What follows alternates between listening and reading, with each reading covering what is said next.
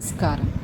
మనం ఇవాళ కీసరగుట్ట యొక్క ప్రాముఖ్యత, కీసరగుట్టకి రాముడికి, హనుమంతుడికి, శివుడికి మధ్య సంబంధం ఏంటో ఇవాళ తెలుసుకుందాం. అది ఎలా లింగం ఇక్కడ ప్రతిష్ఠింపబడింది, దాని యొక్క రహస్యం, కథ తెలుసుకుందాం.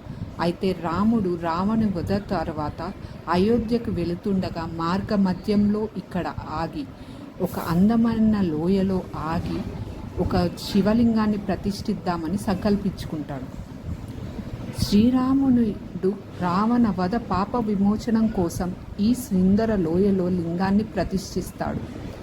అయితే దాని గురించై రాముడు హనుమంతుడిని వారణాసి నుండి లింగాన్ని తీసుకురమ్మని ఆదేశిస్తాడు.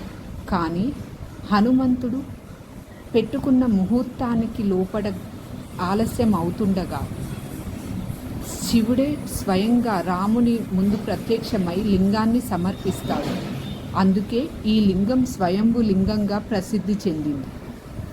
హనుమంతుడు తెచ్చిన 101 లింగాలు ఆలయం చుట్టూలా విసరపడ్డాయి. ఎందుకు అంటే హనుమంతుడు తాను కొన్ని గడియల తేడా అవ్వడం వల్లే తాను తెచ్చిన లింగాలు ప్రతిష్ఠింప చేయలేకపోయానే అన్న బాధతోటి అక్కడ కూర్చుండగా రాముడు హనుమంతుని బాధ తొలగించడానికి తన పూజలే ప్రాధాన్యం చేసేటట్టుగా అభయం ఇచ్చి ఈ పర్వతాన్ని కేసరగిరిగా అని నామకరణం చేస్తాడు. అది కాలక్రమేణా కీసరగుట్టగా మారింది. ఇప్పుడు రాముడు ఎలా అయితే పూజలు చేశారో తన శాసనాల ప్రకారం ఇప్పటికీ పూజలు అలాగే అందుకుంటున్నాయి. ఈ యొక్క గుడికి ఇప్పటికీ ఆంజనేయ స్వామి రూపంలో, అంటే అక్కడ కోతులు కూడా అందరికీ ప్రజలకి అక్కడికి దర్శనానికి వెళ్ళిన వాళ్ళకి ఎప్పుడు ప్రత్యక్షంగా కనిపిస్తూ ఉంటాయి. అయితే ఈ శివలింగానికి ఇరువైపులా తన కుమారులైన